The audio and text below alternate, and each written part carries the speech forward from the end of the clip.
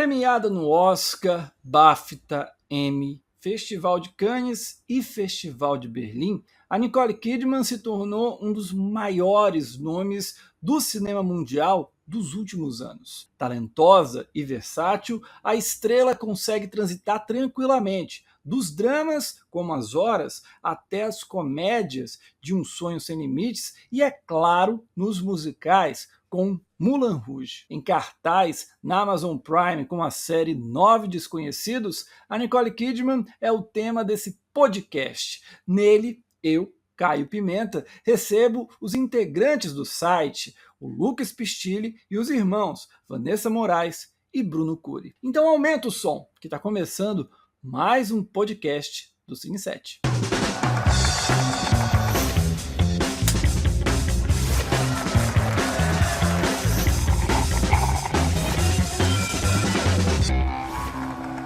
E para falar sobre a Nicole Kidman, nós vamos dar uma volta ao planeta. Você vai entender agora. Para começar, tem aqui a integrante do Cine 7, na coluna Psicologia e Cinema, a Vanessa Moraes, que mora na Austrália. Tudo bom, Vanessa?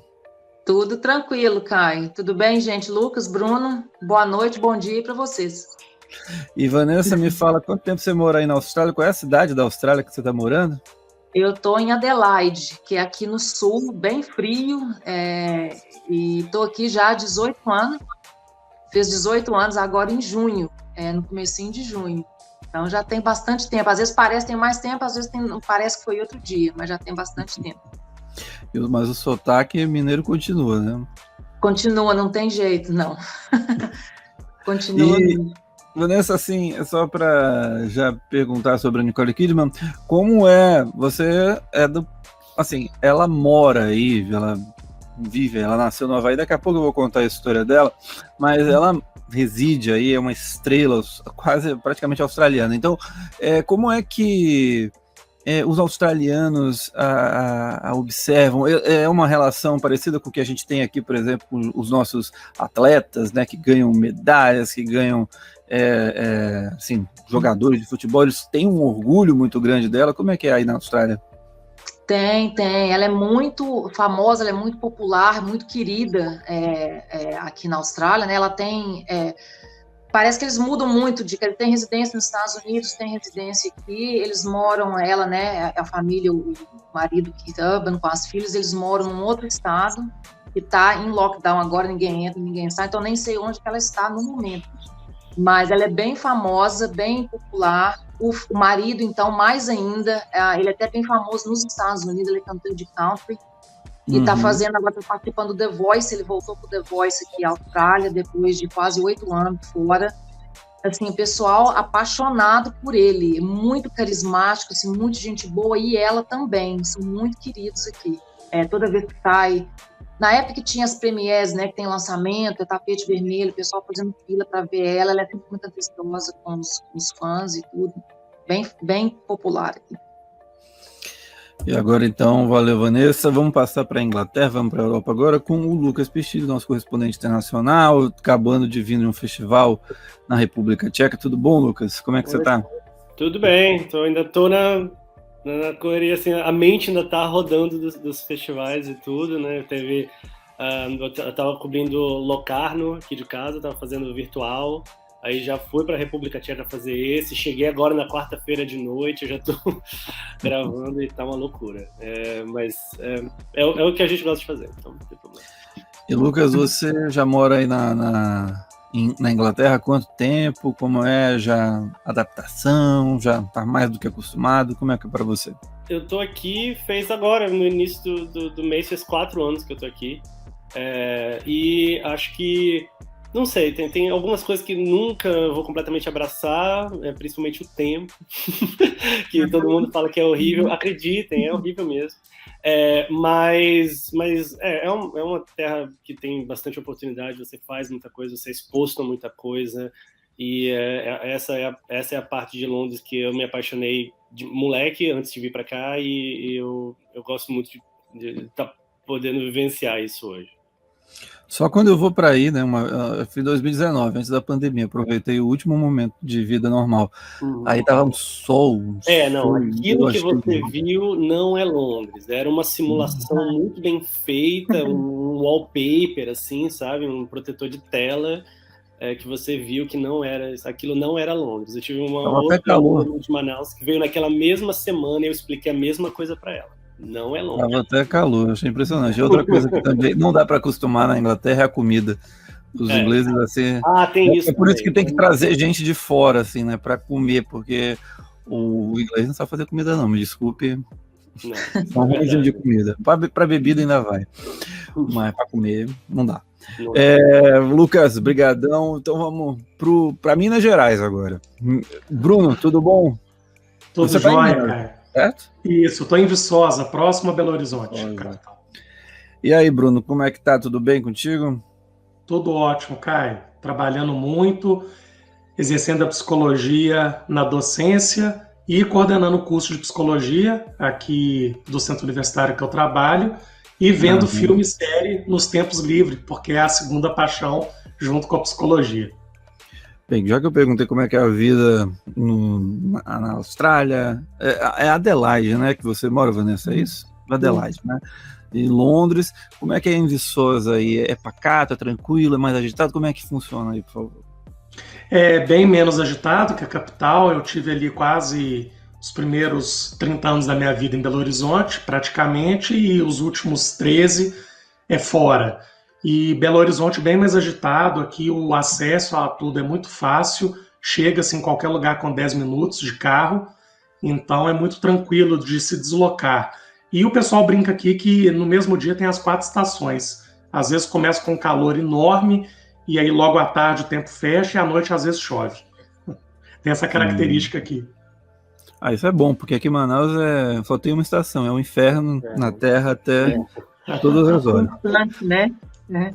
Aqui é constante, é 40 graus toda hora. Você tomaria, quando você for tomar um drink, seria um drink no inferno, então. Exatamente. Seria por aí. Aqui, nesses meses, então, de agosto, setembro, é uma maravilha. Bem, gente, então vamos falar sobre Nicole Kidman. Hoje, eu vou fazer agora um apanhado para você que está nos escutando e também não está nos vendo no YouTube, sobre o iníciozinho da carreira dela, mas vou ser bem breve, porque senão é aquela coisa, a gente começa a puxar a história, vai, como bons mineiros aqui, eles sabem muito bem como é que funciona, vai puxando história e a gente não para. Mas, rapidamente, então, a Nicole Kidman nasceu no Havaí, em 68, na época que o pai era estudante e a mãe era instrutora de enfermagem que editava os livros do marido.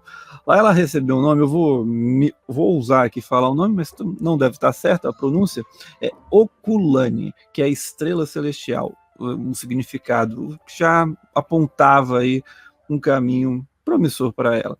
Depois ela foi para Washington, ainda criança, onde os pais participaram de protestos contra a guerra do Vietnã, e em seguida, quando ela tinha 4 anos de idade, foi para a Austrália. Lá, ela começou a demonstrar no colégio talento para atuar, e ela disse que uma inspiração para ela foi a Margaret Hilton como a bruxa má do Oeste em O Mágico de Oz, para a carreira de atriz. Ela começou junto no teatro com uma outra moça chamada Naomi Watts. Elas são grandes amigas até hoje. Sempre que elas podem, elas estão ali conversando e tudo mais. E aí, nos anos 80, elas começaram... Aí a Nicole Kidman começou a fazer filmes. E a Vanessa assistiu um pedaço, né, do primeiro filme que ela fez, que é BMX... Como é que é? Deixa eu ver aqui. BMX... Bandit. No Brasil ganhou... Exato, que no Brasil ganhou o título belíssimo de Bicicletas Voadoras. Eu queria que você falasse, Vanessa, você lembra o que você viu do filme? Já dava para apontar assim, que ela era talentosa? Ou tipo, é aquele filme que a pessoa faz no começo da carreira, depois quer apagar? Como é que foi? Não, bem assim por alto, eu passei por alto, como eu falei, mas ela assim, bem novinha.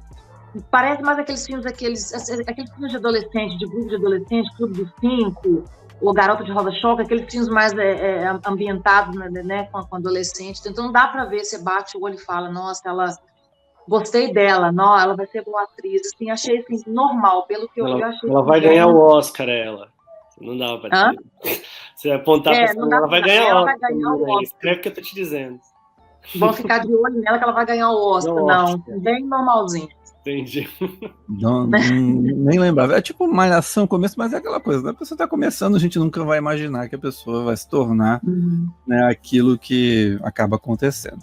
Aí depois ela fez alguns filmes, Bush Christmas, A Dança das Sombras, ela também chegou a vencer. Aí ela faz um filme chamado A Cidade de Esmeraldas, que ela acaba se destacando um pouco mais e vence o prêmio de melhor atriz no Australian Film Institute de melhor atriz coadjuvante. Isso em 88. No ano seguinte, aí sim, ela faz um filme que o Lucas assistiu, todo mundo aqui assistiu, que é Terror a Bordo, que tem o Billy Zane entre um dos protagonistas, Billy Zane, o vilão de Titanic, o Sam Neill, e o filme é dirigido pelo Philip Noyce, que fez uma série de filmes de ação. Esse é um dos primeiros filmes da carreira, e depois ele emplaca vários filmes lá no cinema americano, como Jogos Patrióticos, com Harrison Ford, ele faz até a cinesérie ali no início dos anos 90, O Santo, com Val Kilmer, e também, mais recentemente, Salt, com a Angelina Jolie.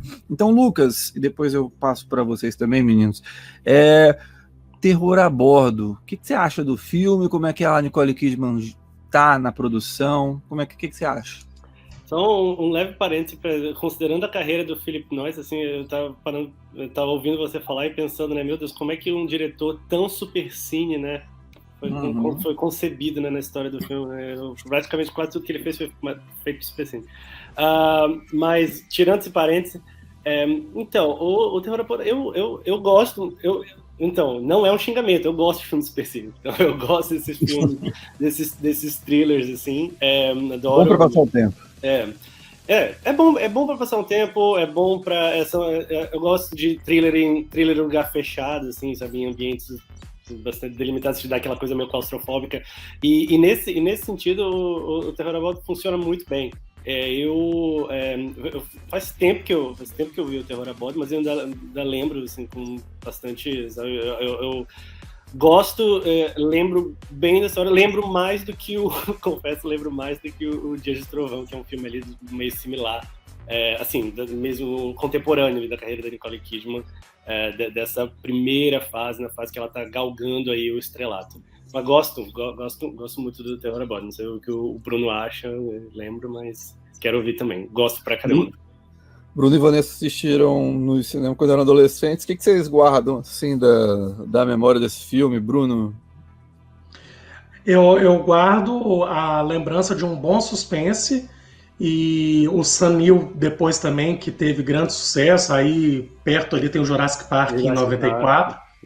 E atualmente ele está lá no Peaky Blinders, né, também muito bem. E o Billy Zane ali, em termos dos três atores principais, é que eu acho que ficou depois com pouca relevância, poucos papéis de destaques no cinema. Mas eu lembro de uma atuação dela muito marcante, e a gente também lembra do Cabo do Medo, que tem uma pegada parecida com o Terror a Bordo. Cabo do Medo lá, que o De Niro também está muito bem como o vilão. E um ótimo suspense, atuação muito boa. E ali, diferente do que a Vanessa cita, dela com 16 anos, ali eu acredito que ali que a gente já tinha indícios de que bons filmes viriam dali em diante, do Terror a Bordo, pela atuação dela nesse filme. Você vai na mesma linha, acredito, né? Também. É uma das atuações dela mais né, no começo de carreira, assim, que marcou por causa disso que o Bruno e o Lucas falaram, assim, já foi aquela coisa mais, gostei da interpretação dela, não foi, assim, aquele filmaço 5 estrelas, mas foi um bom suspense, e que realmente deixou essa marca mesmo. Vamos ficar de olho nela, porque o Sam Neill já era mais famoso e tudo, mas ela já teve mais destaque, já deu, já assim, para ter uma... vamos ficar de olho nela, porque ela vai trazer uma coisa boa aí pra gente. Então foi uma marca boa, né, Bruno? Acho que a gente dividiu isso na época e foi uma lembrança boa. A própria maneira de como o filme funciona, assim, quando você tem, né, um trio de protagonistas ali, né, naquela situação, entendeu? Você tem muito mais espaço, você tem mais ar, digamos assim, para que eles possam ter suas próprias cenas e entregar um pouco mais, muito mais do que, por exemplo, no ensemble, digamos. Então, isso ajuda também. Quem tá ali aparece mais. Então, foi uma decisão, em termos de carreira, foi uma decisão boa dela ter. E ela se destacou no filme. Roger Ebert, né, que é um crítico histórico, elogiou a química dela com o Billy Zane, enfim, ela conseguiu elogios ali que fizeram com que ela se destacasse um pouco mais, começasse a sair daqueles filmes menores, aqueles malhações que a gente estava falando, para dar algum salto, né? E veio em 90, né? Dias de Trovão, que é um tio ali do Velozes e Furiosos. O Tom Cruise estava na época vindo de Top Gun, né, que era no ar, né, ele já começava nesse negócio de pular. Hoje ele está pulando aí, fazendo... Saiu uma notícia agora recente, né, que ele estava fazendo o maior salto da vida, passou anos. O artista circense mais bem pago do mundo. Exatamente, sai correndo. E aí ele já tinha se aventurado no ar com o Top Gun e falou, não, agora eu quero ir pela pista, né? E foi ali precursor do Vin Diesel com Dias de Trovão, um filme na NASCAR, né, que é uma competição de automobilismo muito americana, e ele traz uma moça chamada Nicole Kidman, os dois se apaixonam. Antes da gente entrar nessa coisa do casamento, a gente vai falar daqui a pouco, mas eu queria saber de vocês, funciona a química em Dias de Trovão? Já percebe assim que, puxa, esse casal, porque os dois eram lindos, né, incríveis e tal, mas funciona a química no filme, ela tá bem, ela se destaca, porque quando você, principalmente naqueles anos 90, né, hoje as mulheres nos filmes de ação têm um pouco mais de relevância, mas naquela época era só para ser mais bonita e se apaixonar pelo mocinho. Ela conseguia se destacar de alguma forma, Bruno? Na minha opinião, sim, e aí não tem como, Caio, a gente vai acabar falando brevemente do De Olhos Bem Fechados, e aí é difícil não fazer associação com o filme do Kubrick, e ali a química está muito evidente. Então, quando a gente vai no Dias de Trovão, eu vejo, sim, uma química entre o casal e na atuação. Então, vejo ali que os dois estão muito bem. Acho que deu certo, deu a liga, a química romântica proporciona o relacionamento fora do filme, que ali se inicia. Depois eles fazem Um Sonho Distante e, nessa mesma década, o De Olhos Bem Fechados, onde essa química fica mais evidente. Mas é uma boa diversão, gostei da associação dele ser tio do Velozes e Furiosos, até vi o 8 agora recente, mas é uma boa diversão e eles estão muito bem, sim, na minha opinião, nesse filme. E, Lucas, você acha que o casal funciona bem lá? Dá pra perceber, esses aí estão se pegando fora. Olha, se fosse tem tanta história disso em Hollywood, né, que se a gente fosse ficar olhando o filme baseado nisso, né, aí ia ter... Mas aí tem um caso especial, os caras casaram, tiveram... Então, no caso deles, eu ia falar, tipo, provavelmente o Ryan Gosling e qualquer mulher com quem contracenou na vida, mas ok, são outros podcasts de novo. Mas eu acho que, assim, com relação à química deles, eu concordo com o Bruno no sentido do De Olhos Bem Fechados, que eu acho que realmente ali existe uma sinergia e você consegue até perceber como a questão dos papéis, até dos papéis que eles viviam fora de cena, digamos assim, entendeu? Colaboram para que aquilo, né, venha com uma sinergia que complementa o roteiro do Kubrick, complementa as cenas, aquela tensão extra que eu vejo. Então eu vejo muito isso no De Olhos Bem Fechados. No Dia de Trovão, eu acho assim, eu pessoalmente não acho que seja aquela química de tipo, nossa, mas eu vi aquele filme, aqueles dois, meu Deus. Eu sinto que naquele momento, entendeu? Poderia ter sido uma outra menina, poderia ter sido. Eu não acho que seja particularmente o par Cruise Kidman que faz aquele filme. Era um filme, né, que já era meio reciclagem de outra coisa. Entendeu? Não é o filme, né? Ninguém vai sair por aí dizendo que Dia de Trovão é um filme extremamente original, né? Fora de série. Então, ali, eu assistindo, tentando lembrar, assim, da memória que eu tenho do filme, não é aquele tipo de coisa que, nossa, esse casal, entendeu? Vai ser o power couple da próxima década. Eu não acho isso. Agora, quando a gente chegar lá, a gente vai falar mais sobre isso, né? Do De Olhos Bem Fechados, mas no De Olhos Bem Fechados, eles trazem toda a carga emocional e de talento de terem sido o power couple da década. Então ali você enxerga. Mas em Dias de Trovão, eu pessoalmente acho que, assim, se tirasse um, colocasse de repente um outro ator que estivesse no mesmo nível na época, eu acho que fazia o dever de casa e tava de boa. Mas é como eu enxergo. Bem, aí, o que acontece? O legal desse filme, assim, só acho que mais um detalhe, porque não é um filme que dá pra puxar tanta coisa, assim, não dá pra fazer, tipo, se a gente fosse fazer um podcast de Dias de Trovão, duraria 15 minutos. 15 minutos. Mas o que eu acho interessante é que o filme é o primeiro trabalho dela com um grande diretor, tá? Não é um diretor à la Kubrick, mas o Tony Scott é um cara que sabe, que assim, se tinha alguém que sabia fazer filme de ação no cinema americano, o Tony Scott, pra mim, é incrível. Inimigos do Estado, eu adoro aquele filme. É o Frankenheimer, mas tudo bem. Não, tem o Frankenheimer, sim. Mas assim, dos anos 80 pra cá, eu acho que o Tony Scott era excelente, assim, ele conseguia te prender. E aí, em pouco tempo depois, ela faz, em 91, na verdade, ela faz Billy Bathgate, O Mundo a Seus Pés, que ela trabalha com outro grande nome, que é o Robert Benton, diretor de Kramer vs. Kramer, e ela consegue a primeira indicação Globo de Ouro. Depois vem uns filmezinhos bem meia bomba, mas aí ela chega numa fase que ela se equilibra entre os blockbusters e produções um pouco mais sérias. E aí eu queria perguntar da Vanessa, eu vou falar aqui alguns filmes de uma fase assim que vai de 95 até 99, vai. Se a gente for delimitar, vai de 95 a 99, em que ela trabalha obras mais sérias, digamos assim. Tem Um Sonho Sem Limites, produção pela qual ela foi premiada no Globo de Ouro, ganhou o prêmio de melhor atriz comédia musical, porém acabou fora do Oscar, não foi indicada, em que ela trabalha com Gus Van Sant, que viria a fazer Elefante, Gênio Indomável, enfim. Retratos de uma jovem chama Retratos de uma Mulher. Que eu gosto tanto do Retratos de uma Jovem Chama, eu fui nele, mas é Retratos de uma Mulher, com a Jenny Campbell, que estava vindo de O Piano, De Olhos Bem Fechados, do Kubrick, o último filme do Kubrick. E os blockbusters, em que ela faz Batman Eternamente, O Pacificador, com o George Clooney, e Da Magia e a Sedução, uma comédia com a Sandra Bullock. Desses filmes todos, Vanessa, qual o seu favorito? Qual que você não gosta muito? Qual que ela tá melhor? Por favor.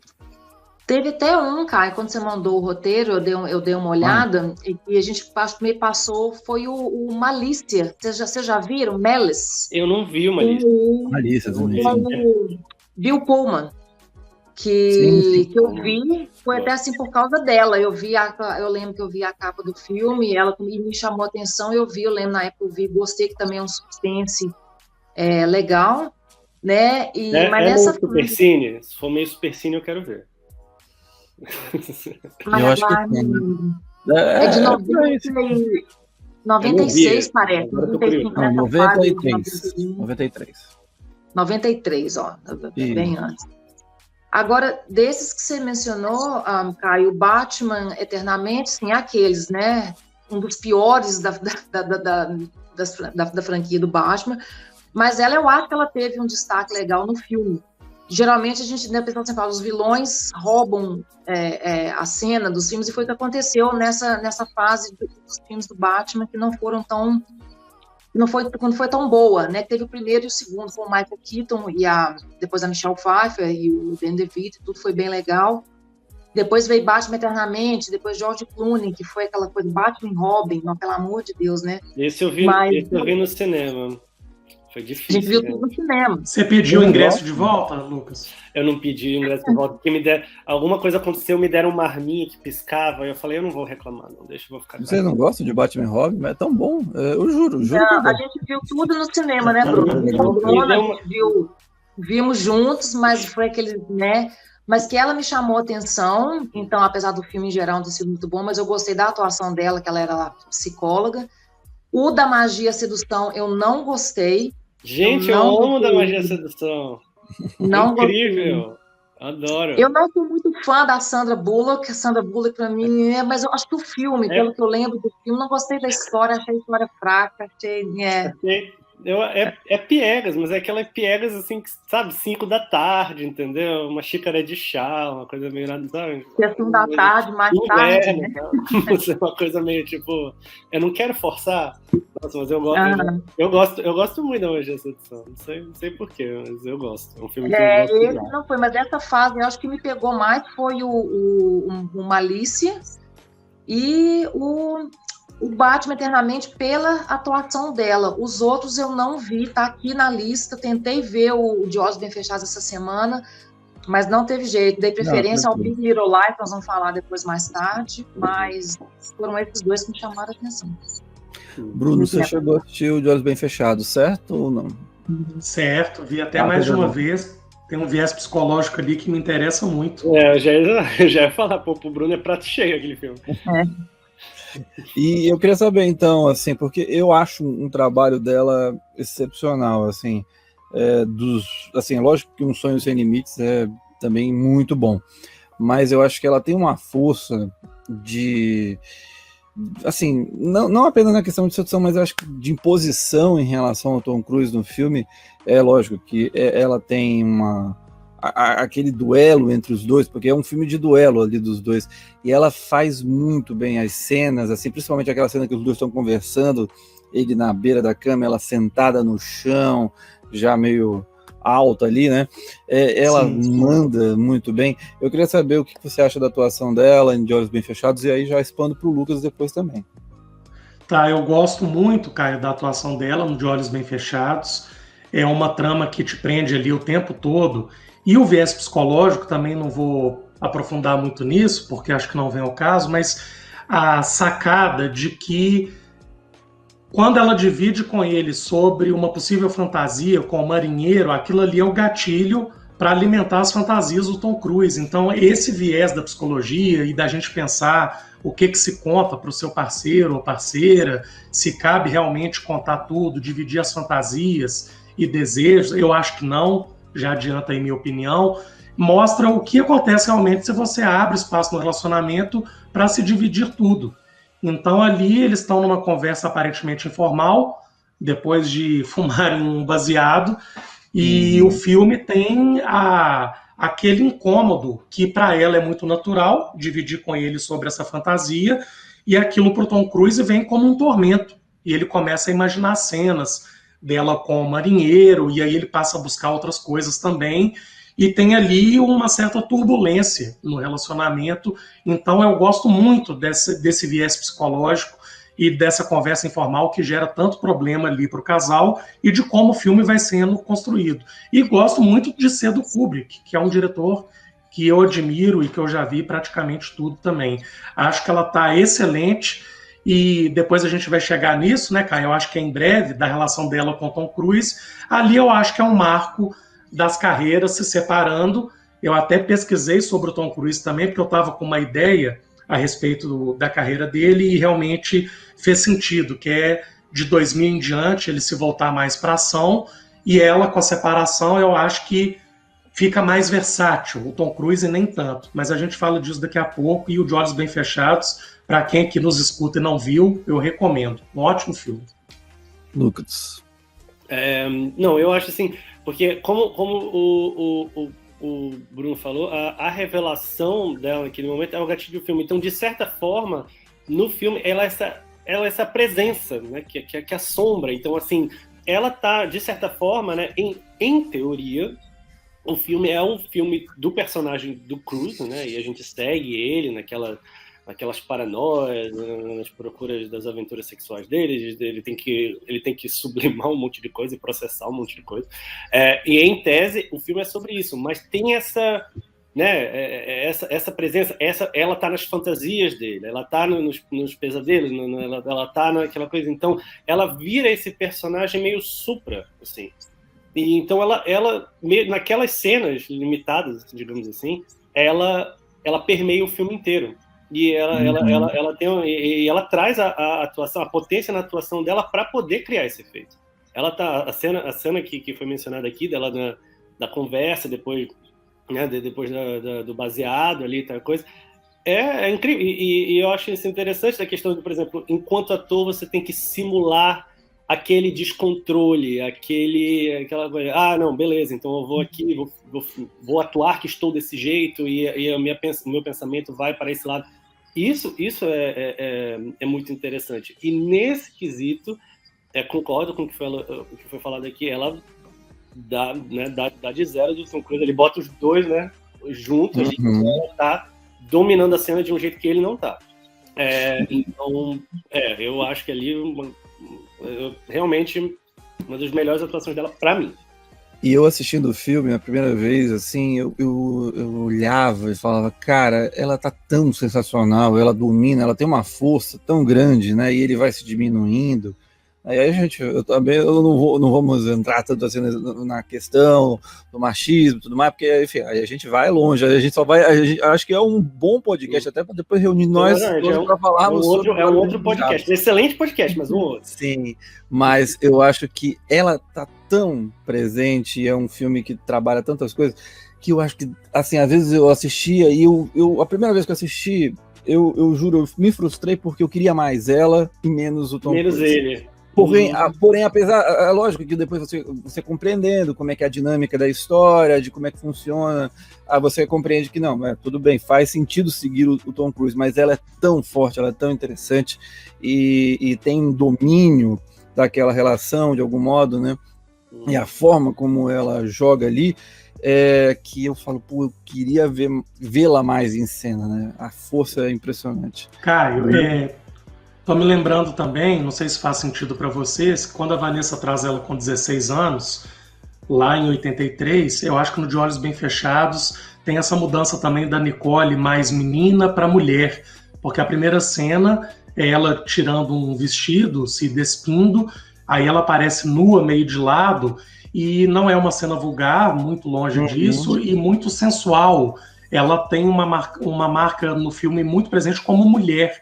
Então eu acho que talvez marque ali também a Nicole mais madura, mulher, diferente ali do início da carreira, de 99 para trás, quando ela estaria ali, né, mais nova, de fato, né? Inclusive em termos de corpo e de feminilidade. E assim, só para a gente entrar nessa questão do casamento com Tom Cruise, eu só queria citar também Retratos de uma Mulher, não falei Retrato de uma Jovem Chamas, porque eu acho que é uma atuação também dela muito segura, é uma atuação muito difícil, né, porque é uma atuação muito presa, para dentro, e ela transmite isso muito bem. Acho um trabalho, a Jenny Campbell, eu sou apaixonado pelo trabalho dela, acho que é uma diretora bastante injustiçada, até por muita gente fala de grandes diretores e tudo mais, mas ela é brilhante, mas eu acho que às vezes o pessoal deixa ela em segundo plano. Retratos de uma Mulher, e é uma fase também que ela estava excelente, Piano, Retratos de uma Mulher. Enfim, esse filme não me sai da minha cabeça. E só queria saber, Lucas, assim, antes de passar para a questão do fim do casamento, o que você acha desse equilíbrio que muitos artistas fazem em Hollywood, né, entre os blockbusters e esses filmes mais sérios? Você acha que é um equilíbrio que é necessário ou ele acaba sendo, às vezes, prejudicial de algum modo? Porque, por exemplo, a gente tem que pegar, por exemplo, ela fez Aquaman, que eu acho que ela não faz nada no filme, mas ela tá lá em Aquaman, ganhando dinheiro dela, ponta de luz. É uma engrenagem necessária do tipo, eu vou fazer aqui um filme mais blockbuster, mesmo que eu não tenha grande relevância nele, para estar em evidência, para estar com um nome forte, e aí eu faço minhas produções lá. Como é que você observa esse jogo? Acho que depende muito do estilo de vida e de carreira que você quer viver. O George Clooney, por exemplo, faz comerciais no Japão. Isso, entendeu? Paga as contas dele e ele vai fazer filmes de... Né, aí faz os filmes lá faz muito filme com o Steven Soderbergh, Irmãos Coen e tal. E que ele pode não cobrar a taxa de George Clooney disso aí. Então, assim, esse é um exemplo. No caso da Nicole Kidman, ela, né, teve a oportunidade de ir lá e pegar os contra-cheques dos grandes estúdios e isso também permitia a ela dizer sim para para projetos potencialmente, entendeu? Quase anticomerciais, como, por exemplo, Reencarnação, com o Jonathan Glazer, né? do Jonathan Glazer. Entendeu? Então, vai da escolha. Tem pessoas que não querem fazer isso e só dizem sim para as coisas autorais. Agora, obviamente, não estamos fazendo um podcast sobre essas pessoas. Então, alguma coisa ela fez certo. A questão... E uma coisa que dá a escolha dela, que, por exemplo, a escolha... Vou usar o exemplo de George Clooney, não dá, é que o George Clooney não dá entrevistas, não aparece em tapete vermelho por conta dos comerciais que ele faz no Japão, mas a Nicole Kidman faz por conta de Aquaman. Então, é a questão do dinheiro, é a questão da visibilidade, e ela, como produtora, sabe usar as duas coisas, né? De 2010, eu acho que ela abriu a produtora dela, para frente. Então, acho que a resposta, né? Long story short, a resposta curta para sua pergunta é depende da vida e da carreira que você quer. Mas se ajuda a financiar, digamos, essa vida e essa carreira, eu vou dizer que está errado? Não vou, né? E tá dando certo até agora, tá dando né? certo, claramente. Cá estamos aqui, e ela surgiu como uma bonequinha, entendeu? Né? De um filme de ação recalchutada de outra coisa, no final dos anos 80, né? Fez parte de um power couple da década, produtora hoje, ganhou Oscar, concorreu a outros, tá fazendo esse jogo blockbuster, produção independente há... Quantos anos vai aí? 30 anos, por aí? 30 anos, exatamente. 30 anos, então, obviamente, alguma coisa ela tá acertando. Teve gente que já teria caído fora por muito menos. Vamos falar, então, do casamento, do fim do casamento, né? Eles se conheceram no Dia de Trovão, como a gente falou, ela e o Tom Cruise, e aí acabou o casamento pouco depois de Olhos Bem Fechados. Vanessa, você acha que foi um livramento para ela? Tipo, deixa lá o Tom Cruise. Como é que você viu isso? Porque o que acontecia? Deixa eu só passar uns bastidores aqui. Que, assim, é lógico que... sujeira, cara. Falando da sujeira. Exato. Não, é porque, assim, não é que a gente gosta da fofoca e tudo mais e tal. Mas, muitas vezes tem fofoca que não contribui tanto, assim para a carreira, não tem isso. Mas, nesse caso específico, parece que tem algo assim que acabou afetando a carreira, porque daqui a pouco a gente vai falar de uma série de filmes pós esse divórcio, e aí eu acho que é quando a carreira dela acaba se consolidando de uma vez por todas. Se houver alguma dúvida, depois disso não teve mais.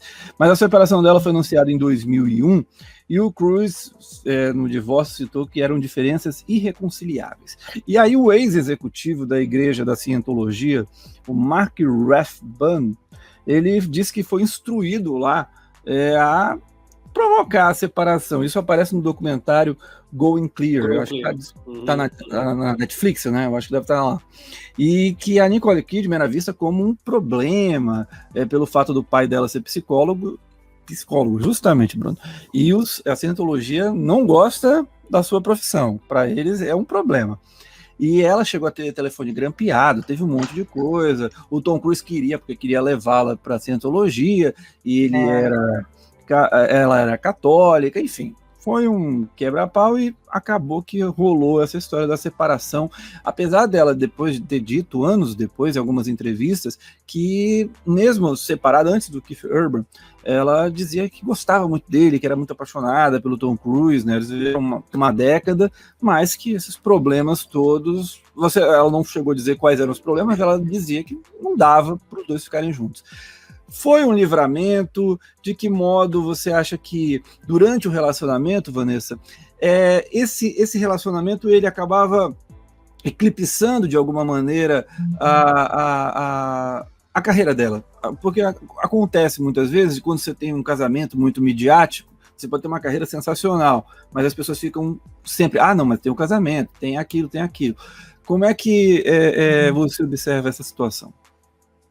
Não, eu concordo. Eu acho que ele era mais famoso, ele tinha, né, o foco era sempre assim mais para ele do que para ela. Eu acho que ele meio que percebeu que ela estava crescendo como atriz e tipo assim, eu vendo assim um pouco da personalidade dele, né? Gosto muito do Tom Cruise, já gostei mais antes. Eu acho que agora ele caiu na mesmice, só Missão Impossível 1, 2, 3, 4, 10, 15. Eu acho que ele é muito Ele tem potencial para fazer coisas muito melhores que só filme de ação. A gente já viu aí vários filmes. Magnolia que o diga, né? Hã? Magnolia que o diga, né? Isso, né? Mas já foi indicado ao Oscar, já foi. Ele é muito, assim, quando ele quer, ele é muito versátil. Então eu acho que ela meio assim foi uma ameaça para a carreira dele. E tanto é que quando eles se separaram, ela deslanchou. Se ela não tivesse tido potencial, ninguém ia falar em Nicole Kidman hoje, né? Então foi depois que realmente acho que ele restringia ela em muitos sentidos, que essa coisa, essa loucura que é, ou que pelo menos parece ser cientologia, e a Katie Holmes depois passou pelo mesmo problema com ele, a segunda esposa dele, né? Então, terceira esposa que ele casou 3 dias, mas eu acho que sim, ele separou, foi mesmo, foi um livramento, vai pra lá, você tá me fazendo mal, eu tenho a minha carreira, acho que ela sabia que ela tinha potencial para se desenvolver, e depois, né, que eles se separaram, foi quando mesmo ela engatou, e tem produtora, tá independente, tem as coisas dela, e se ela tivesse com ele até hoje, acho que ninguém ia falar, hoje seria só assim, a mulher do Tom Cruise, a Nicole Kidman, a esposa dele, acho que mais nada. Né? Antes da gente partir para o Bruno, que vai analisar psicologicamente essa situação, falar mal da cientologia, Lucas, você acha que, de algum modo, teve algum reflexo na carreira dela, essa separação? Realmente foi um divisor de águas? O que você acha? Então, infelizmente, a gente só pode olhar para trás em cima do, né, e analisar isso em cima do que aconteceu, né, e não em cima da multiplicidade, né, das coisas que poderiam ter acontecido. Então, assim, eu não sei, eu tenho uma relação complicada com essa ideia de, tipo, ele tava aprendendo ela depois que eles se separaram, tudo deu certo, a gente não sabe se aqueles papéis já estavam em desenvolvimento, se ela já estava conversando sobre ele, até porque, por exemplo, os papéis, né, você pega teve os outros, que eu gosto muito ali daquela fase ali de transição, teve os outros, teve o Moulin Rouge, teve e depois, 2 anos depois com as horas, os filmes são desenvolvidos por décadas, entendeu? A gente não sabe se ela já estava entendeu? A gente não sabe se esses filmes iam sair a despeito do divórcio dela com o Tom Cruise ou não. E essa é uma verdade, a gente não sabe. Principalmente os 2 primeiros que eu falei, que era 2001, que foi basicamente... Então, em tese, ela já tinha gravado esses filmes enquanto casada com o Tom Cruise. E ela deu as atuações maravilhosas e a gente está falando delas até hoje. Então, assim, eu não sei.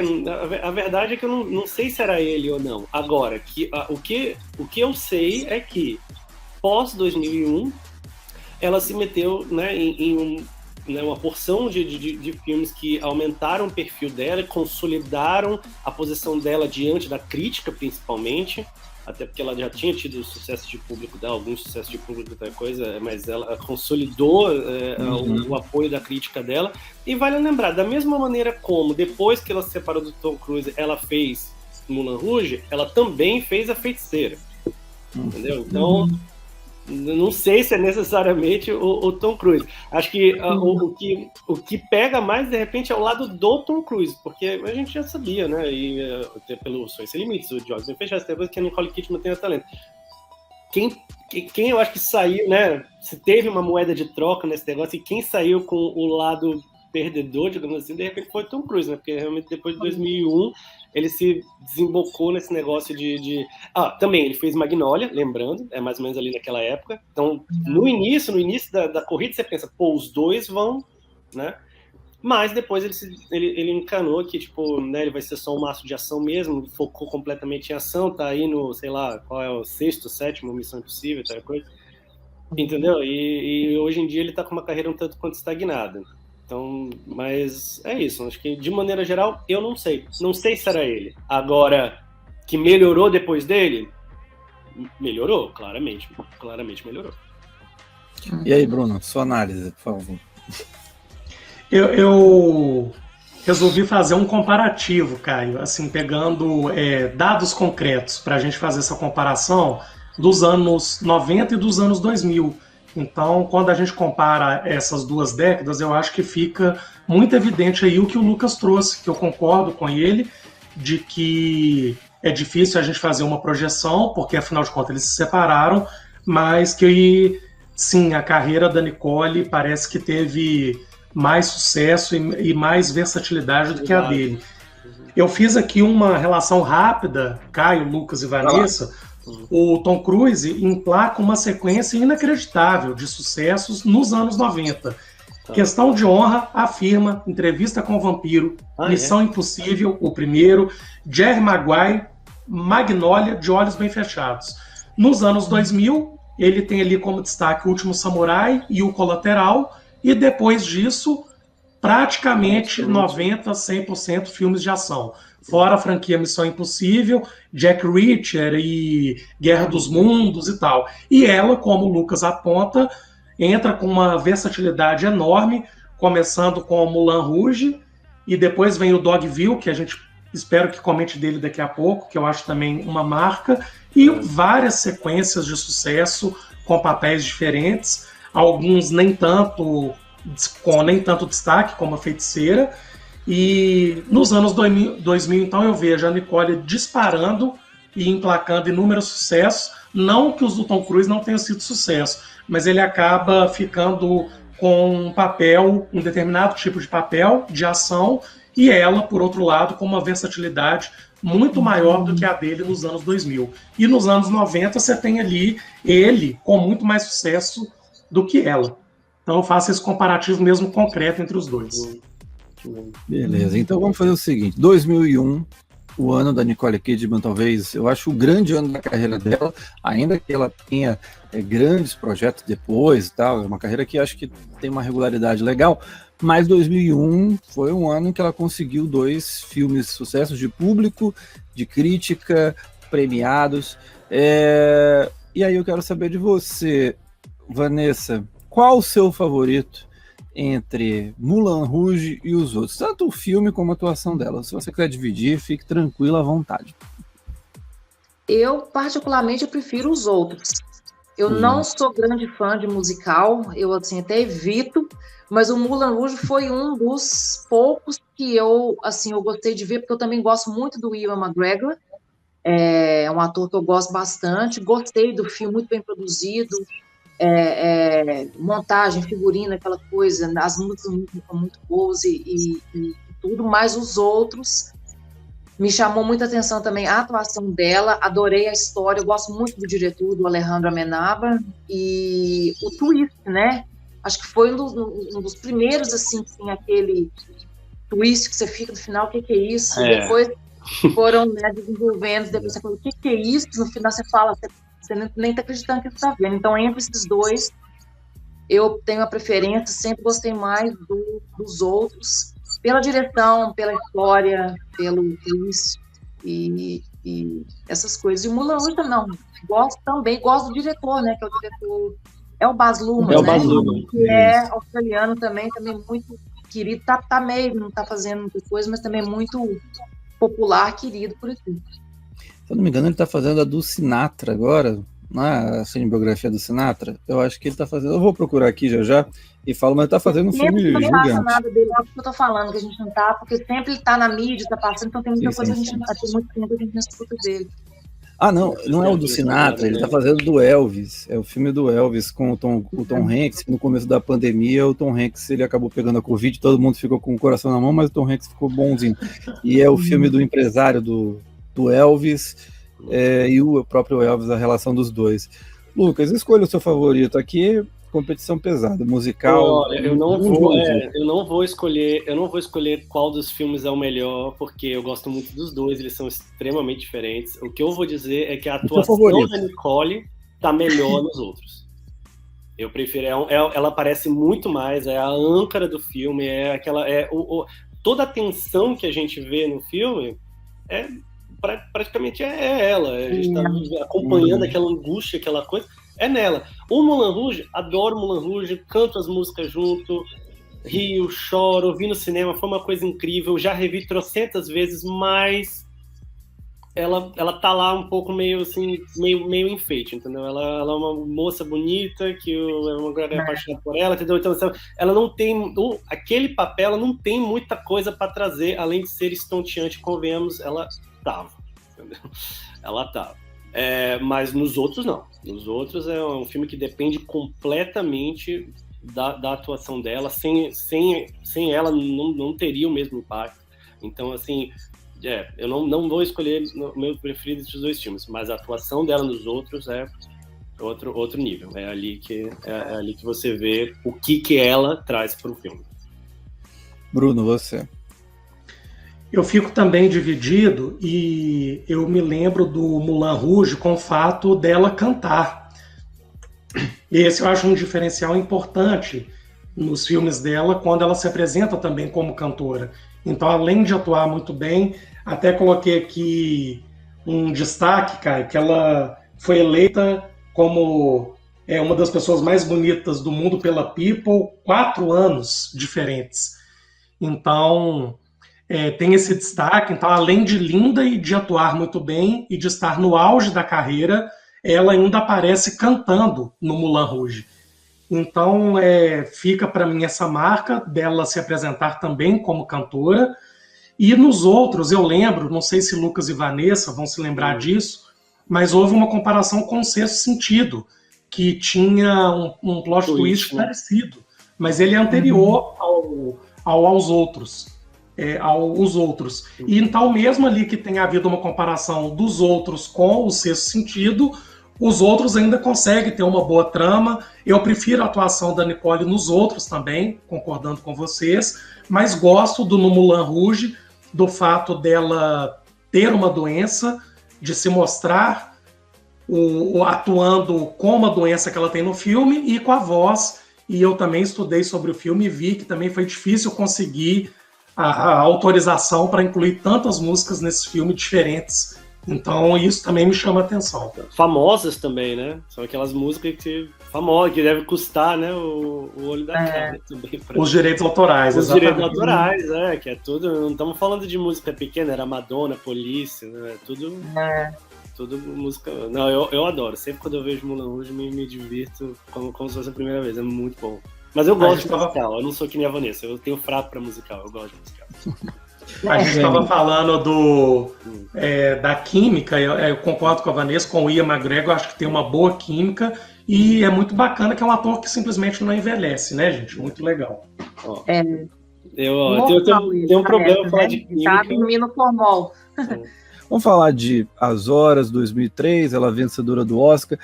Vocês gostam do prêmio ou é um Oscar bait? Assim, vocês gostam da atuação dela como vídeo? Ou é um Oscar bait? Para mim é um Oscar bait. Lucas, você, Oscar bait ou não? Eu tô sendo injusto. Mas é um negócio assim, eu não sei, porque quando a galera quer falar de Oscar bait, a galera gosta de falar Oscar bait numas coisas assim, numas atuações que elas não gostam. Então, a coisa do Oscar bait tem algum quê do Oscar bait que é meio subjetivo. Você quer usar o termo como, né, para falar mal de alguma coisa que foi aclamada, entendeu? No meu caso, eu gosto das horas. Eu acho que ela tá muito boa no filme. Então, assim, aí limita a coisa do Oscar bait só porque ela teve aquele negócio do implante no nariz, tal coisa, deixou aquele negócio que é uma transformação, né, que depois, né, enfim, aí virou moda, aí a gente tem um monte de gente que fez isso depois, também conseguiu, etc e tal, entendeu? Mas eu não acho que a atuação dela é o nariz. Eu acho que ela tá ali, entendeu, 100% investida naquilo e eu compro aquela ideia. Acho que foi uma atuação sensacional. Num hipotético ranking de atuações assim, dos nossos favoritos, se fizermos isso em algum momento desse podcast, eu vou colocar As Horas lá. Eu acho ela incrível no filme. Então, assim, não sei se é Oscar bait mesmo, porque eu comprei aquela ideia para além do nariz dela. Eu acho que não é Oscar bait, não, mas sou eu. Olha, tem o nariz, personagem histórica. Não sei. Personagem histórica é um pouco meio. É Oscar bait. É um sinal. Até o final desse podcast eu te convenço que é um Oscar bait. Tá, mas personagem histórica também. Mas não é exatamente uma cinebiografia. Porque também, de que ser personagem histórica, mas também cinebiografia. A gente vê ela crescendo, aí ela fica doente, aí ela tem as brigas lá com o marido dela, tem coisa no final. Mas não é isso, As Horas. Tem a cena braba que aparece num minuto para aparecer no Oscar. Tem que ter.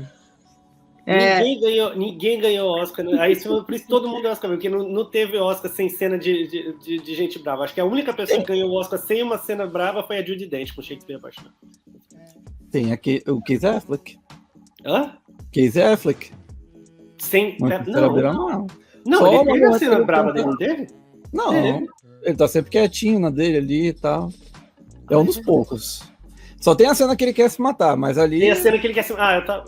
Mas ali é microsegundos. Eu acho que... Eu vou te convencer depois do Oscar Bates, você vai ver. E aí, o que vocês acham da atuação da... Mas eu ainda tô pensando aqui no case... Mas tudo bem, vamos lá. Vai lá. Eu acho que não foi. O posicionamento é que não foi Oscar Bates, tá? Então, um voto para não Oscar Bates. Tá empatado. E aí, Oscar Bates ou não Oscar Bates, Vanessa? Eu acho que é Oscar Bates, sim. 2-1, tá perdendo. Então vamos. 1-1. Isso aí. 1-1 por enquanto. Eu acho que foi. Eu gostei do filme, vi o filme no cinema. Eu achei que a interpretação dela foi muito boa, mas não achei que merecia o Oscar, não.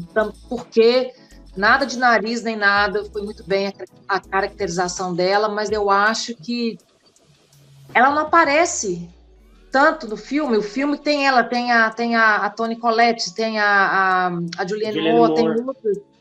Né, não tem tanta, o filme não é tanto nela. Eu acho que se fosse para ganhar o Oscar teria que ter sido o Lion, por exemplo. Depois mais pra frente a gente pode comentar. Mas eu acho assim que eu acho o Lion tão comum, meu Deus do céu, um filme tão comum.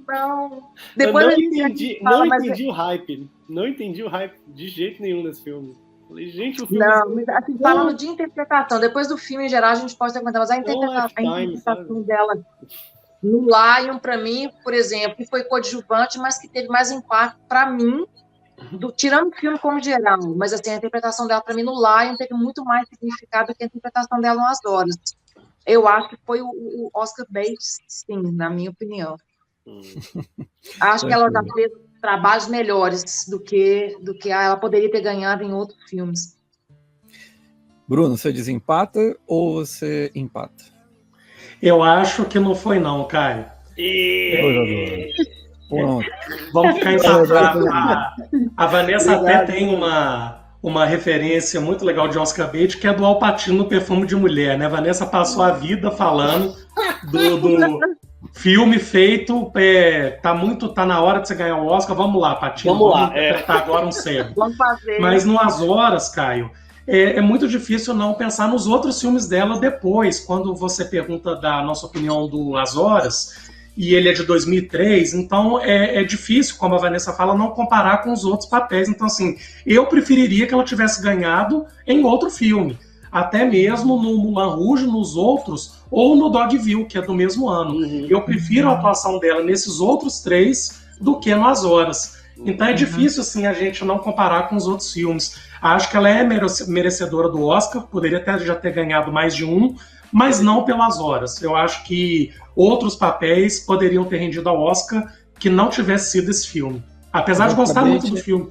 Oscar Bates ela teve um momento Scorsese e DiCaprio dela antes, né? Ela não precisou das 6 indicações para chegar naquele plano, mas nesse ponto eu concordo. O complicado, se eu não me engano, ela poderia ter concorrido melhor atriz em 2002, só que tem uma restrição. Eu falo assim, ela estava indicada por Moulin Rouge, né? Porém, por os outros, tem a questão de que você não pode botar uma atriz, um candidato nas categorias de atuação 2 vezes. Você não pode indicar Nicole Kidman por Moulin Rouge e também pelos outros. Então, isso acabou... E aí, como o Moulin Rouge estava mais forte, né, naquela temporada de premiações, acabou indo pelo Moulin Rouge, até porque atuações de filme de terror, a gente vê muito bem o que aconteceu com a Toni Collette, Hereditário, com a Lupita Nyong'o em Nós, enfim, essas coisas absurdas do Oscar. Terror é uma coisa normalmente que o Oscar meio que não sabe lidar, né? Então, Infelizmente. O Daniel Kaluuya que conseguiu ali no Corra ainda, mas são poucos os casos. Bruno, você queria falar sobre o Dogville, então deixo para você, depois os meninos também podem dar uma pincelada, sua visão. Eu acho um filme maravilhoso, talvez a melhor atuação da carreira dela, junto ali com os outros, não sei. Olha, pode Que ser. Gosto muito desse filme, Caio, já vi algumas vezes. Aí a gente sempre lembra, acho que é um processo natural, do momento em que a gente viu o filme. Então eu estava ali estudando psicologia, 2003, e depois, revendo já psicólogo, eu passei a ver com outros olhos, até com uma melhor percepção do que eu havia tido enquanto estudante de psicologia. É um filme muito diferente, eu gosto desse tipo de ousadia dos diretores, quando aparece um filme mesmo assim, muito diferente do que a gente está acostumado. E o Dogville, ele tem essa marca, e para mim é muito interessante o fato da gente não ver a divisão de uma casa para outra, e aquela cena que o estupro acontece e que ninguém vê. Como psicólogo, eu vejo, trazendo isso para a realidade, o que realmente se vive no Brasil e no mundo, de olhos bem fechados, vamos fazer uma analogia aí com o título, né? De olhos bem fechados ao que acontece com as mulheres, com o alto índice de violência, de estupro. Então a cena do estupro, eu lembro que ela foi muito badalada na época, daquele estupro que acontece e ninguém dá notícia sobre o que está acontecendo, e nós, como telespectador, estamos vendo ali como se fosse uma peça de teatro, as casas que não têm divisória. O filme até foi criticado, eu lembro de na época ter sido colocado como algo até meio bobo, mas para mim não, eu gosto muito da ideia deles representarem naquela vila como se tivessem as barreiras, vamos pensar em barreiras sociais que são invisíveis aos nossos olhos, e que a gente transpõe e fecha os olhos para muita coisa que está acontecendo, pensando em Brasil principalmente, em misoginia, em desigualdade social. Agora, você já até havia apontado, né, Caio, do problema dela nas filmagens com o Lars von Trier. Aí isso é um outro ponto, mas para mim não tira o mérito da atuação dela. A previsão era de que fosse uma trilogia, e ela acaba não participando do segundo filme, do Manderley, por problemas realmente com o diretor. Mas isso eu acho que são bastidores. Mas eu tô com você, talvez no fato e na opinião de que seja a melhor atuação dela de todas, talvez.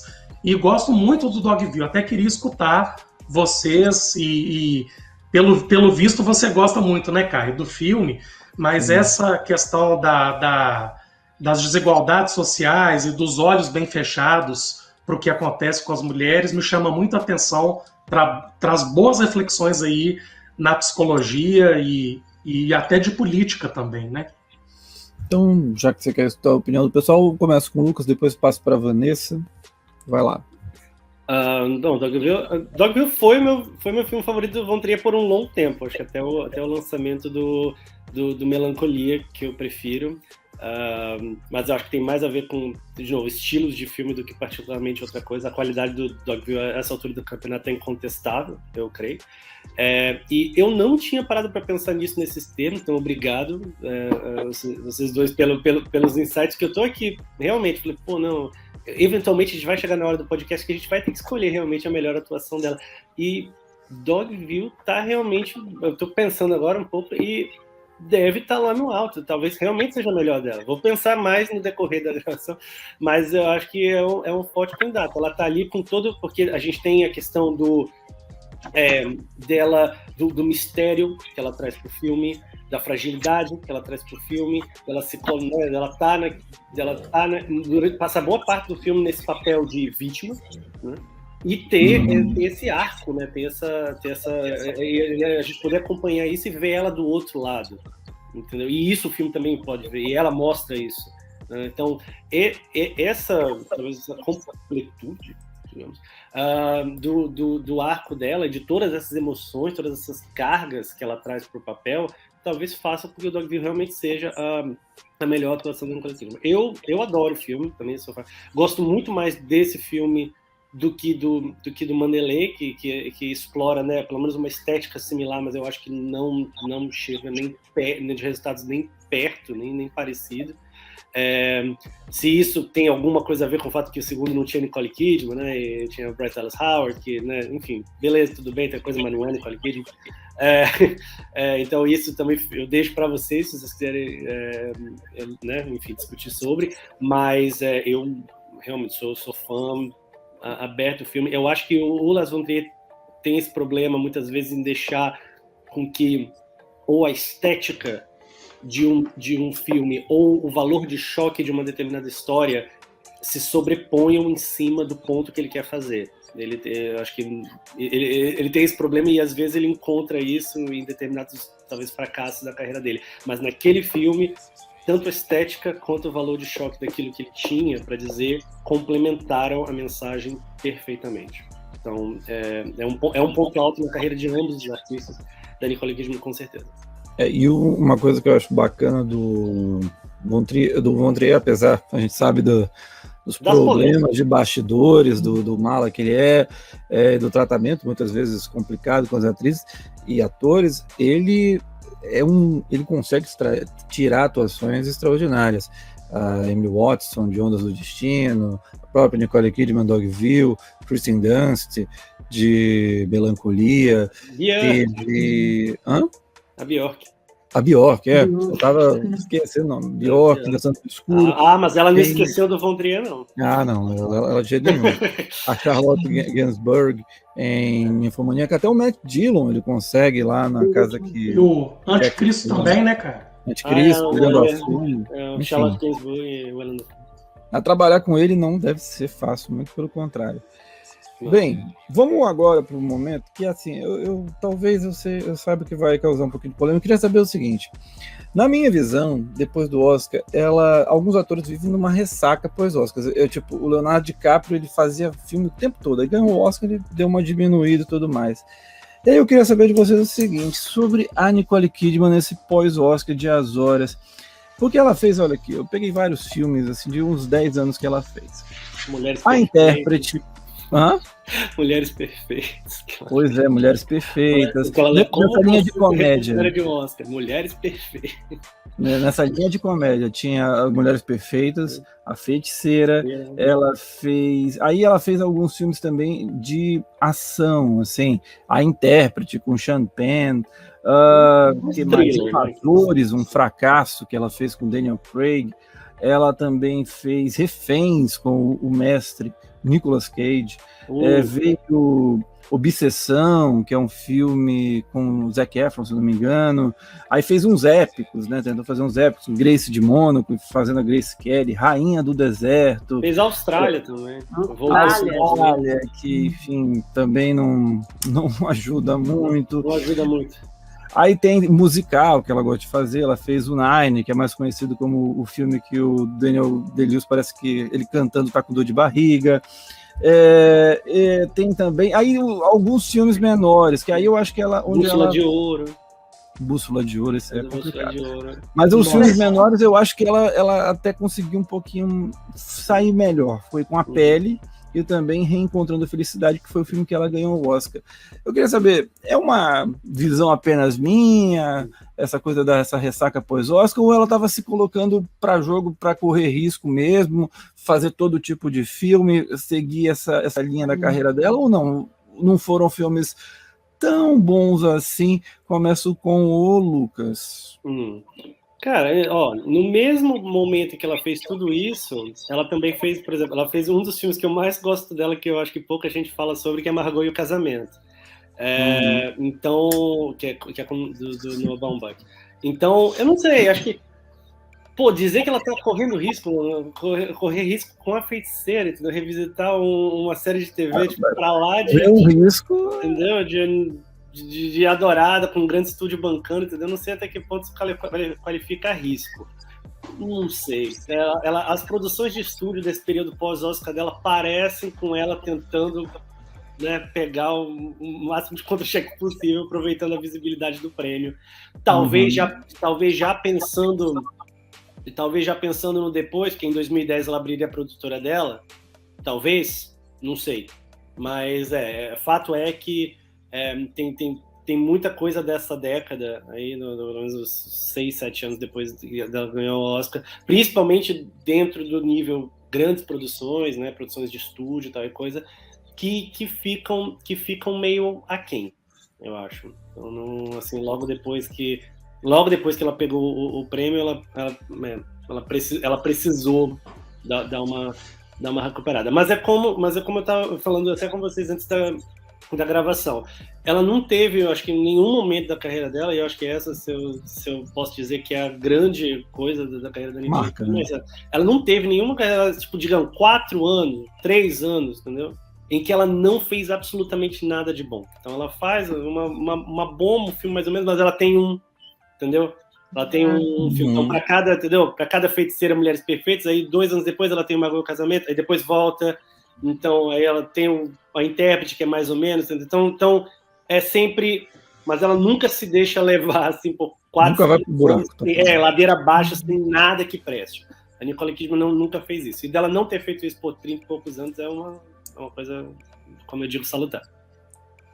Vanessa, para você dessa linha aqui dos filmes que eu peguei e tal, é algum que você tem como favorito? É algum que você fala, meu Deus, como ela fez esse filme? Ó, de favorito, vou ter que falar do Lion. Vou ter que falar do Lion e do Boy Erased. Como é que ficou em português? Não, é Boy Erased, esse ficou normal.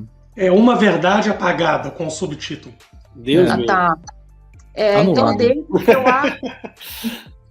Só que eu acho que completando, antes eu vou voltar aqui, mas só completando uma coisa que o Lucas estava falando dos filmes, eu acho que faz parte para todo ator, né? Tem os blockbusters, tem os sucessos, tem Oscar, depois eles entram numa fase que não é tão boa, faz filme ruim, depois todo ator, se você pegar Robert De Niro, o próprio Leonardo DiCaprio, Al Pacino, sempre tem um ou outro filme que foi criticado, que não foi bem recebido pela crítica, que foi todo ator tem, mas uma coisa que diferencia, que o Lucas falou, foi isso mesmo, que ela faz 2 filmes ruins, depois vem com um bom, depois faz 2 bons, ela não entra numa fase de declínio, vamos supor, e fica anos, ou então some, depois de 10 anos ela volta, ela consegue se manter, ela, às vezes, acho que para ela, de repente, ela acha que é uma boa escolha, acaba que o filme não é tão bem recebido, mas eu acho que ela sim, vai tentar fazer, né, papéis diferentes e tudo. E numa dessas, sim, eu pego dessa leva mais recente, o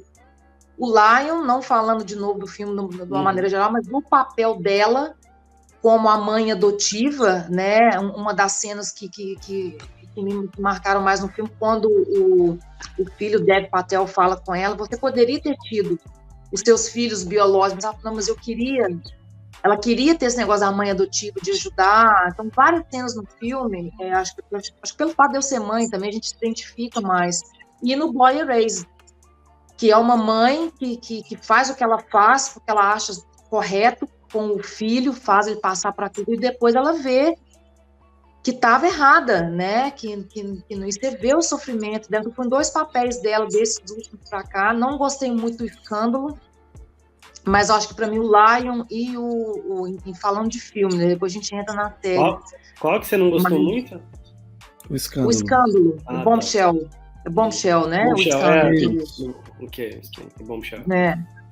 Mas para mim, Lion e Boy Erased, falando em filme, desses mais recentes, são os meus preferidos. Então, já que, só antes de passar para o Bruno, Lucas, eu sei que você tem um filme dela que você, pelo menos a atuação, você gosta bastante, que é O Peso do Passado, né? Eu gostei muito desse. Acho que a Kusamar, quem que fez esse filme? Agora não esqueci o nome da diretora. Mas o filme é excelente. Karin Kusama, né? Karin Kusama, isso. Kusama, isso. E aí eu gosto muito desse. Eu vi aqui em Londres, no festival, e foi... mais uma vez, eu e meus filmes super sim, entendeu? Aqueles thrillers policiais com, sabe, a policial doidona que está jogando fora das regras, então tem muito daquelas digamos, amarras do gênero, entendeu? Assim, do gênero daquele policialesco, entendeu? De 10 da noite, que parece que não se faz mais como se fazia antigamente. Mas a maneira como o filme subverte isso é muito interessante, e ela tá incrível. Se aquela atuação tivesse ido para Oscar, certas pessoas teriam dito. Mas era Oscar-bait, porque, né, a maquiagem deixou ela quase irreconhecível, mudou aqui a mandíbula dela, encheu ela de sarda, deixou ela com a cara assim de que ela tinha visto dias melhores e tal. Entendeu? Mas a atuação dela foi incrível. Então, não sei se vocês viram esse filme, O Peso do Passado, é Destroyer, o nome original. Eu já ia perguntar, tá? Porque às vezes fala o nome em português, eu não tenho a mínima ideia. Se gosta de thriller, para quem gosta de thriller policial, vou fazer uma heresia agora, hein? Eu acho ela melhor no Peso do Passado do que nas Horas. Eu acho que. Eu acho que ela tá melhor. Mas enfim, eu sabia. A gente só quer polêmicas hoje. E aí, Bruno? Você, pegando depois ali do Dogville, porque a gente falou do auge, né, e acho que o Dogville, talvez ele represente esse fim do auge, mas como eu falei, não é como os meninos falaram, na verdade, não é uma queda, tipo, mantendo um alto nível, que pode ter seus baixos, depois os seus altos. O que te agrada mais desse pós-Oscar de As Horas e depois de Dogville? Cara, eu concordo que é super polêmico e acho muito importante que a gente tenha opiniões diferentes, mas eu vou de ressaca pós-Oscar, viu, Caio? Eu fiz uma análise minuciosa, falei, deixa eu estar muito seguro do que eu vou falar, mas eu olhei filme por filme, eu vi a maioria, e aí o que eu trouxe aqui para dividir com vocês? De 2005, com A Intérprete, que eu pessoalmente gosto, até 2014, com Antes de Dormir, que acho até um bom suspense, eu não achei muitos filmes relevantes, não.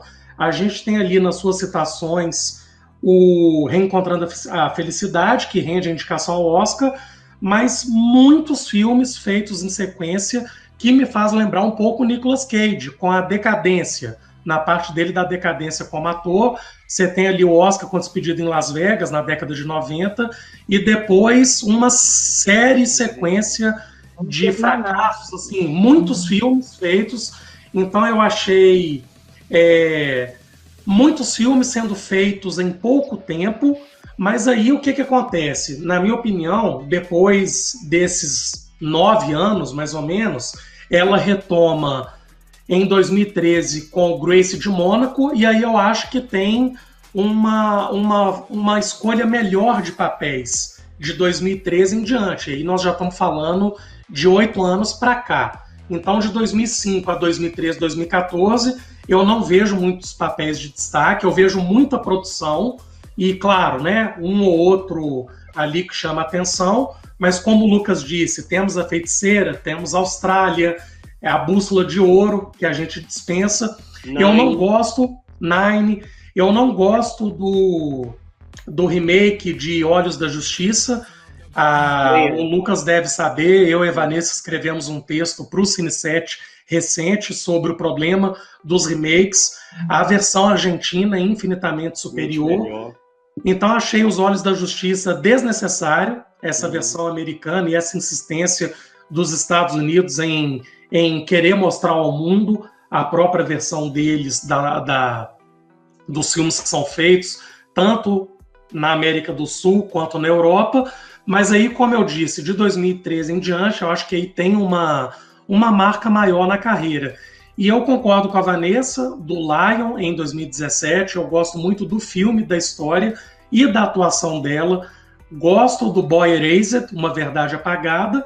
E aí acredito que nós vamos chegar daqui a pouco nas séries. Aí eu acho que ela vem com o auge e a recuperação daquilo que foi o Oscar em 2003, com As Horas, no Big Little Lies, no The Undoing e agora no recente 9 Desconhecidos.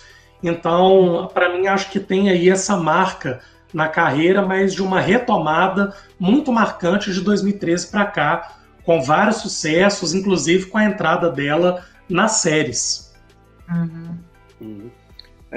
Qual é o ano que você falou que ela deu? Foi 2013 que você falou que ela deu uma retomada? 2013? Eu coloquei com Antes de Dormir em 2014, isso, em 2013 com Gracie de Mônaco, que é quando eu acho que de 2005 a 2013 ficou nesses papéis, muita produção, muitos papéis, mas alguns com poucos destaque. Alguns de destaque relevante, um ou outro. Que eu tô pensando agora, que, por exemplo, quando eu fui, eu cobri, acho que foi o primeiro festival que eu cobri pro Cine7, foi Cannes em 2017, e ela tava lá, e ela tava sendo, assim, laureada, coisa, como a rainha do festival, porque ela tava no festival com 4 produções. Ela tava com aquela adaptação do conto do Neil Gaiman, que eu não sei como ele ficou em português, How to Talk to Girls at Parties, o Estranho que Nós Amamos, que é o remake da Sofia Coppola, que ela fez.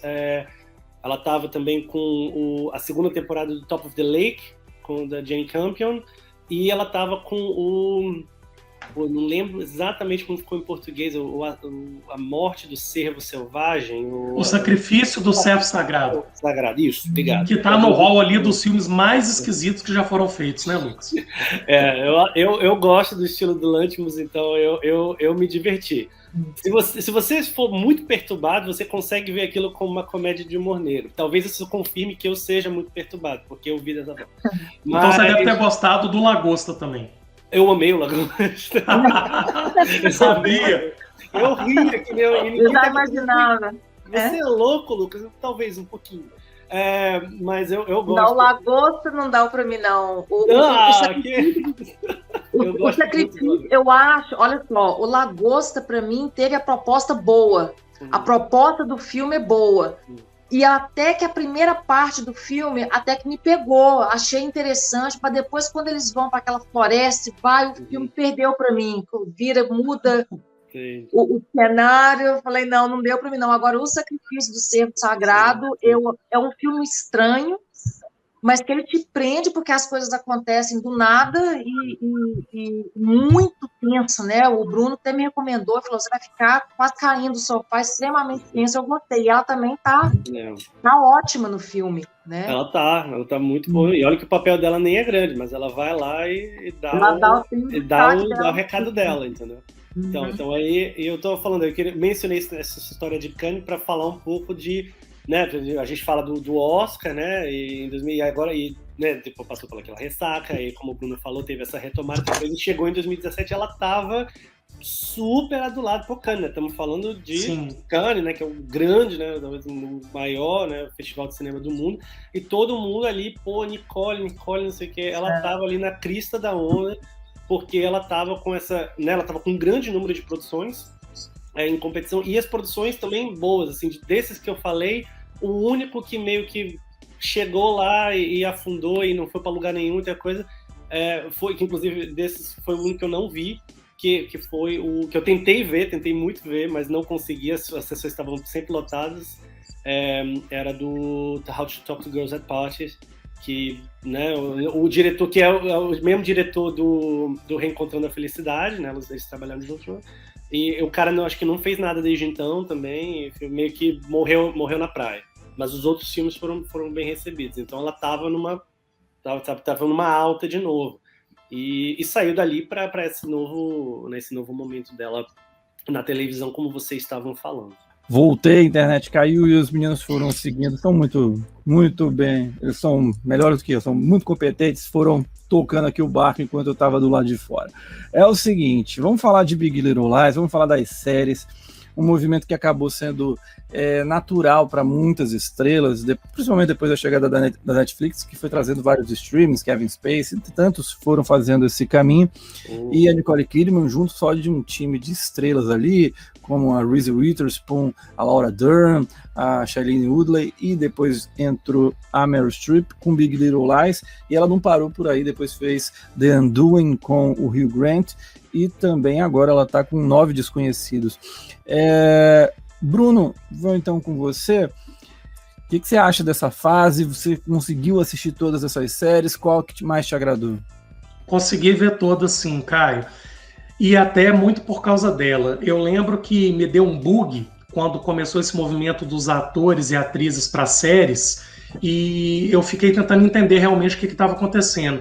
E lembro que, para mim, a marca foi a Glenn Close, quando eu soube que ela estava fazendo uma série, e eu dei uma bugada, eu falei, como? Glenn Close numa série, mas por quê e tal? E aí isso rapidamente se tornou muito natural.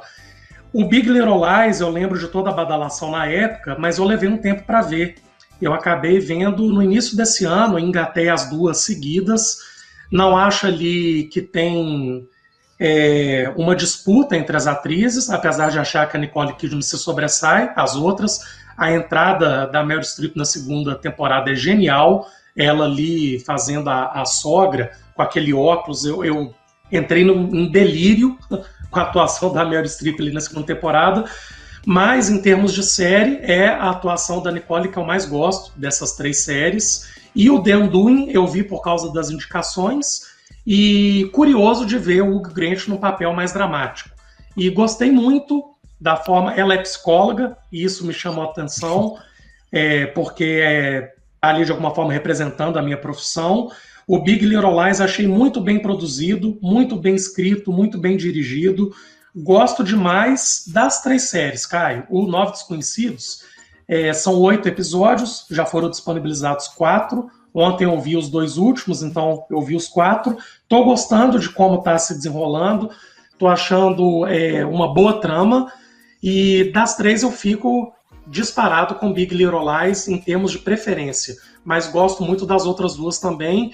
E acabei achando interessante a migração dos atores clássicos do cinema para séries de streaming. Então, para mim, apesar do susto inicial ali, que começa para mim com a Glenn Close, se tornou um processo natural que eu acho que agora é uma nova tendência, até porque ir ao cinema ainda está muito complicado por causa da pandemia. Então, eu acho que vai acabar sendo uma tendência natural tanto de filme quanto de série nos streamings. Então, eu gosto muito das 3 que tem a Nicole. Mas a Vanessa viu todas também? Ou você viu... Eu só não vi o Undoing. Você o não Big viu Little Undoing? Lies, não vi o Undoing. O Big Little Lies eu vi essa semana, eu vi segunda e terça, gostei demais. Ela tá excepcional no seriado. De novo, aquela emoção, você vê... Às vezes tem muita cena que ela nem fala, né? A câmera foca no rosto dela, você vê pelos olhos, pela expressão facial dela, que aquela emoção, ou raiva, ou tristeza, ela consegue passar muita coisa só pelo olhar, assim. Então, gostei demais. E das outras atrizes também. A minha segunda preferida no seriado é a Reese Witherspoon, gostei muito do personagem dela. Não sou tão muito fã da Laura Dern, acho que ela ultimamente ela meio que faz o mesmo tipo de papel, me lembrou muito do História de um Casamento, a advogada, que os mesmos jeitos e tudo. E a Shailene Woodley também gostei dela, mas a Reese e a Nicole, para mim, são as melhores. Comecei a ver a segunda temporada, vi só o primeiro episódio da segunda, com a Meryl Streep, sensacional, né? E o 9 Desconhecidos, o 9 Perfect Strangers, também vi já os 4 primeiros episódios. Os 2 primeiros eu achei... porque eu acho aquela história de o grupo de pessoas que vai para o retiro ou vai acampar por um motivo que seja, né, com aquela ideia, você vai vir, você vai melhorar, você vai livrar dos seus problemas. Aí quando chega no lugar, coisas começam a acontecer. Aquela coisa meio batida, mas que você fica meio assim, mas a história tá me pegando. Então eu achei o 3º e o 4º episódio, que foi lançado na quarta-feira, eu gostei bastante. Então a gente fica tentando ver o que vai acontecer, o que ela é, qual é o... Ela é bem misteriosa, no fim ela parece até tipo uma feiticeira, sabe? Com aquele cabelão, ela entra não com a é mão. A feiticeira. Ela tem uma cara assim de parece que ela vai fazer assim, vai sair um poder assim na mão dela, né? Então, mas ela tem um passado, dá uns flashbacks do passado dela, assim, quem que é essa mulher? Então tá aprendendo, então a história tá aprendendo, então recomendo, aproveita, você pode ver em 2 dias, você vê os 4 episódios. Do mesmo jeito, Lucas, que eu acho que você vai se surpreender com o Hugh Grant no The Undoing, eu acho que você vai se surpreender muito com o Michael Shannon no 9 Desconhecidos.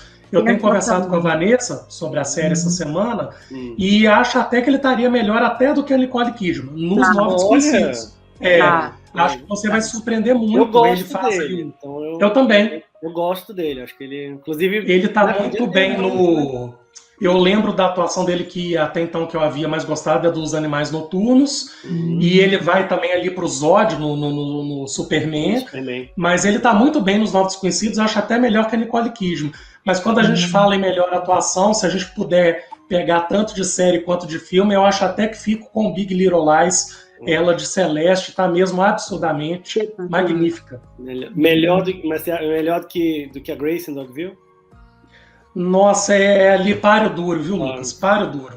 Tem alguma coisa que vocês, olhando para trás, alguma decisão, alguma coisa da Nicole Kidman, da carreira da Nicole Kidman, que vocês, de repente, mudariam, teriam preferido que ela tivesse feito diferente? Isso é uma coisa. E a outra coisa teve algum grande papel dela, que vocês acham que não foi alardeado como deveria? Então, eu passo primeiro pro Bruno, para ver o que ele acha.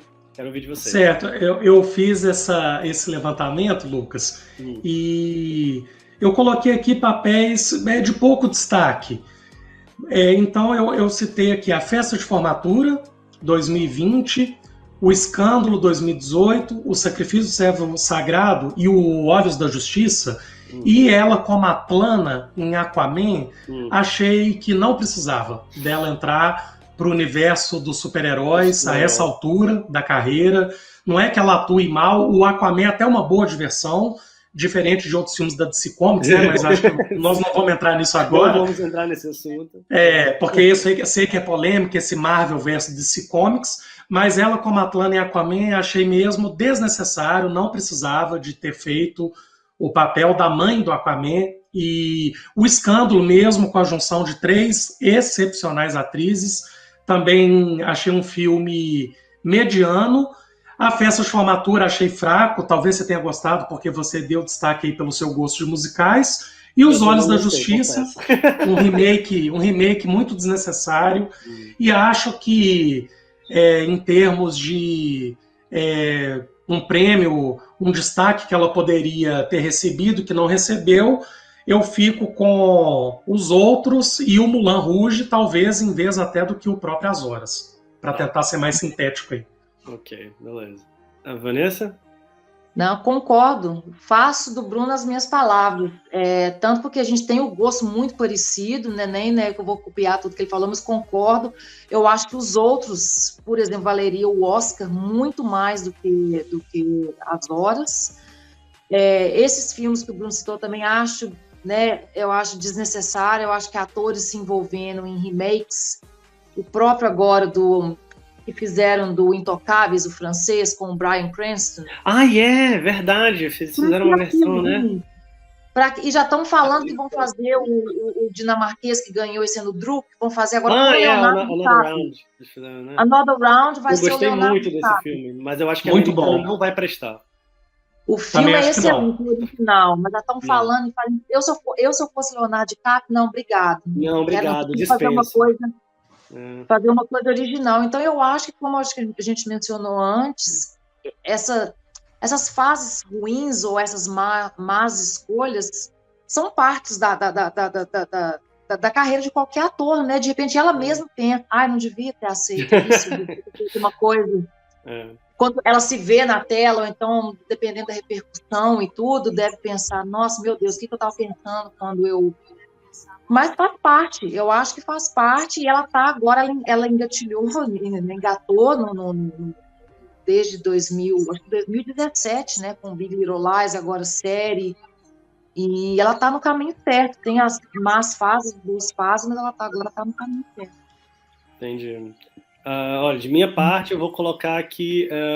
Eu queria ter visto ela, pelo menos concorrendo ao Oscar por Um Sonho Sem Limites, porque eu acho um filme muito bom. E aquele ano, que acho que foi 95, né, que foi o ano que ela vem com esse filme, com o Batman Eternamente, né, que ela se coloca ali realmente naquele grande panteão de, olha, vocês não vão ter condição de me ignorar agora. Então...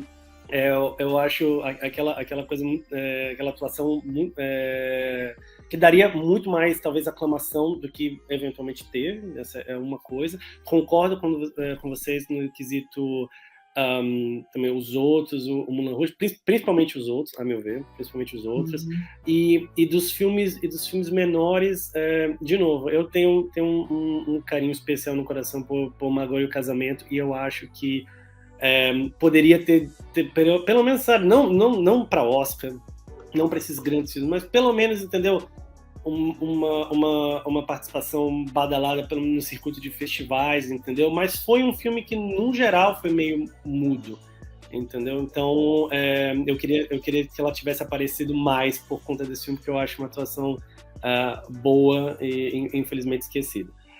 Mas, em termos de decisão de carreira, de novo, todo mundo vai falar, mas eu acho que eu até tô botando a mão na consciência sobre o que eu penso, depois do que a Vanessa falou, da questão, na ressaca de Oscar, entendeu? Que ela pegou um monte de papel, até coisa. A Vanessa falou tudo, eu acho muito ator fez isso. Então a gente vai jogar na costa da Nicole Kidman, entendeu?